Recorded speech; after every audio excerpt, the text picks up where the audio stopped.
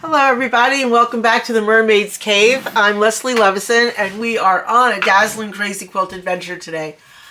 Today what I'm going to show you is how to finish your quilt, how to put the layers together so that you can then tie it or quilt it if you want, or we're going to go through a couple of different ways to finish this off.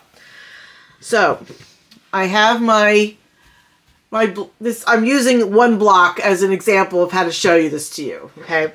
So I have a decorator weight fabric on the back.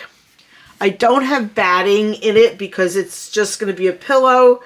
If it's just going to be a wall hanging, there's really no reason to put batting in it. I find that if you use a heavy backing fabric, that gives it enough balance. If you're going to enter it into a show, then please make sure you read the rules and regulations, because some shows require that it have batting and that it can't be tied. That's a whole nother thing. So here I've got this on the table. My backing fabric, I have a couple of inches around bigger than the actual piece. And what we're going to do is I'm going to tape it down with masking tape to keep it in place while we baste it.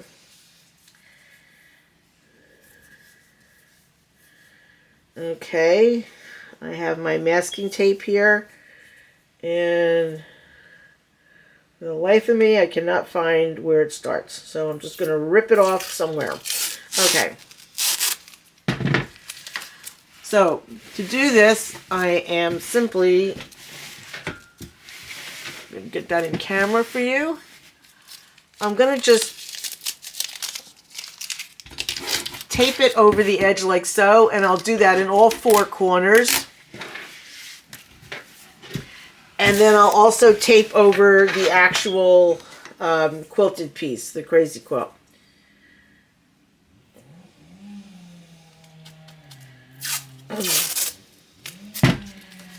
I used to always put batting in my crazy quilts because I often exhibited them with the Manhattan Quilters Guild when I was part of that.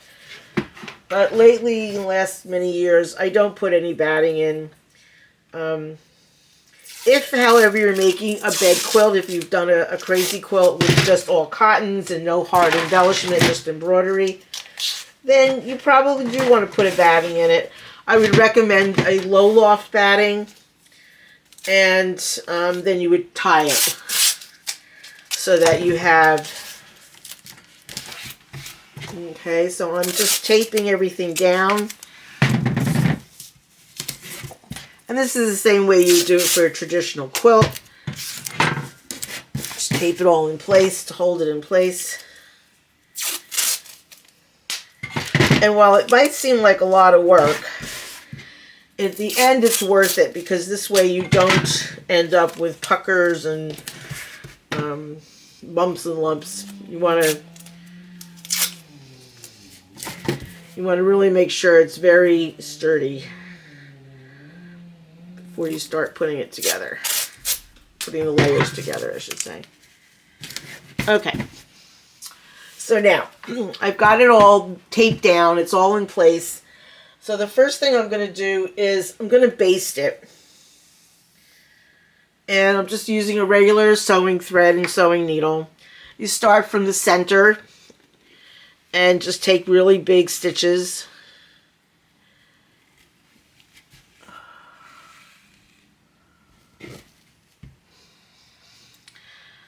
And this will hold your quilt down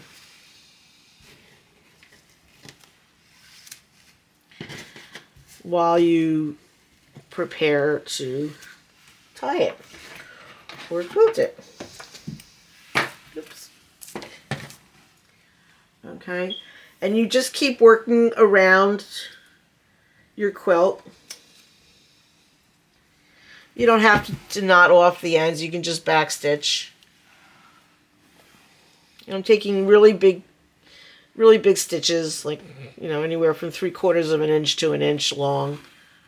These are all going to come out anyway.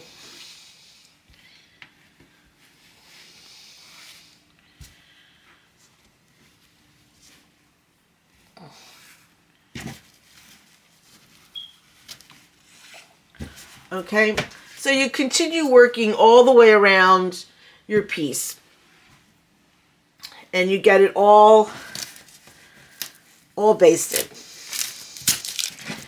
Now I'm just going to take this up for a minute so I can continue to demo.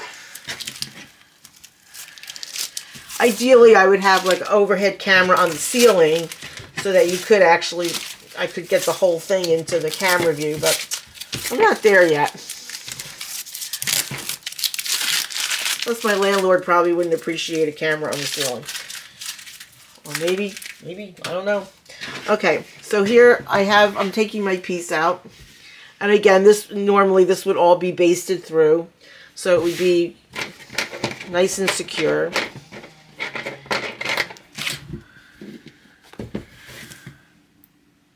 Okay, so how do we put it together?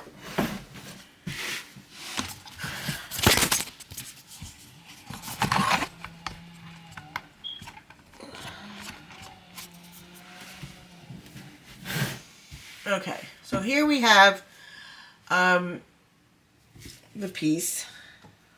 One way of putting your crazy quilt together would be simply to tie it. And you can either tie it to the front or tie it on the back.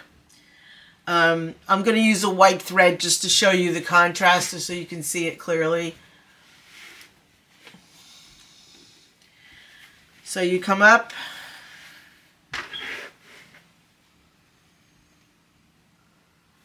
leave an end there,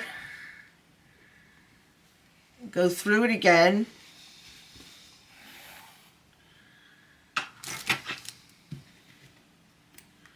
tie it off, and I usually put 3 knots. I tie it around 3 times.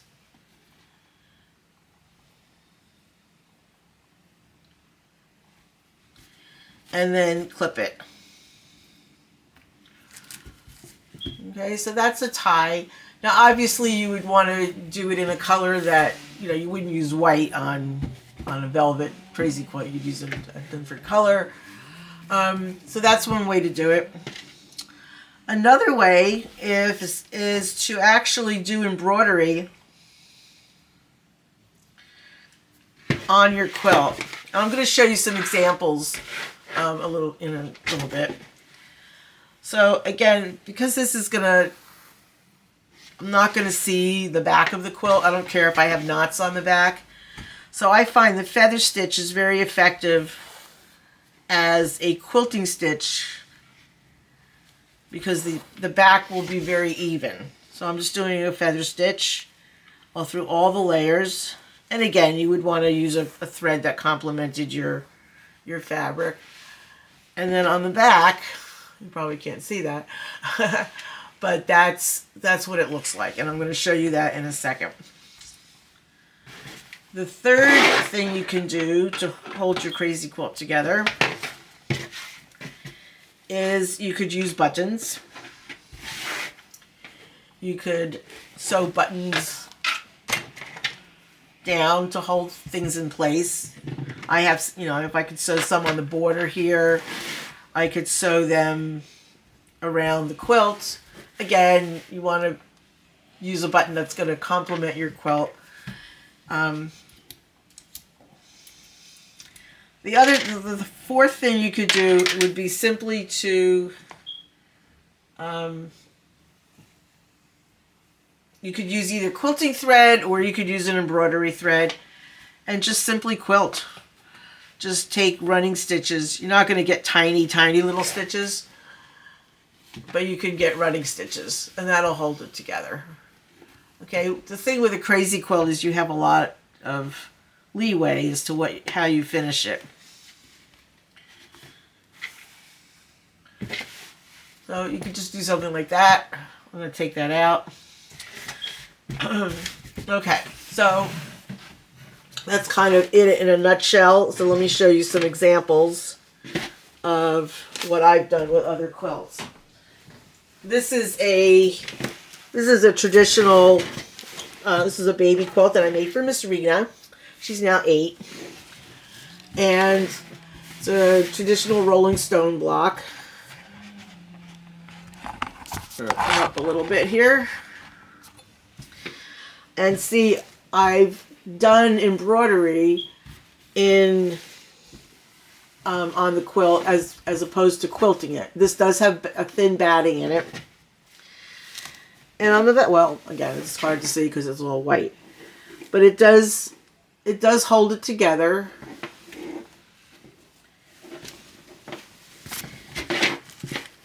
And the reason I do this is because I've quilted many bed quilts, but after my carpal tunnel surgery 25 years ago, I could still do embroidery and beadwork and everything else, but I could not quilt.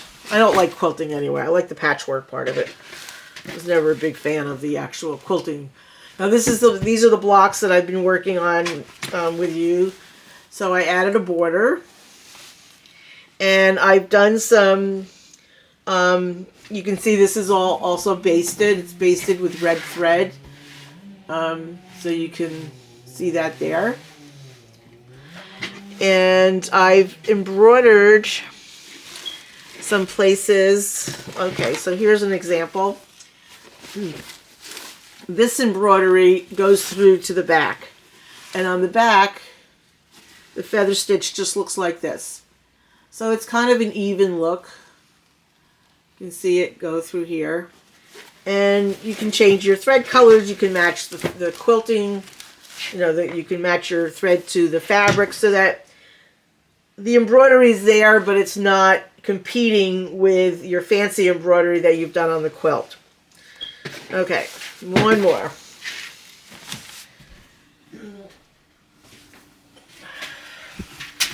This is my Ruby Warrior quilt, which was loosely based on Proverbs 33, I think, 31 or 33, a woman of valor who can find for her prices far above rubies.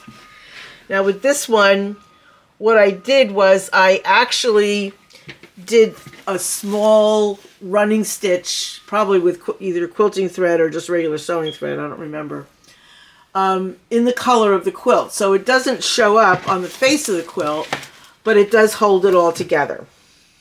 Okay, so those are some options for finishing your quilts. Next time I'm going to show you how to make a binding, bias binding, and how to put a casing on. Casing is what you put on the back so you can run a dowel through it to hang it up. And that's it for today. So please like and subscribe. Please share with other stitchers that you know. And I'll be back next week to show you how to finish your quilt. And then we'll start on another quilt with more stitches and more beadwork and more embellishment. That's all for now. Bye-bye.